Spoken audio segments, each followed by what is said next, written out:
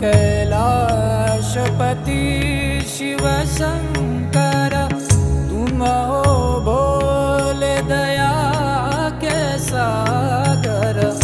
दूर करो सब दुख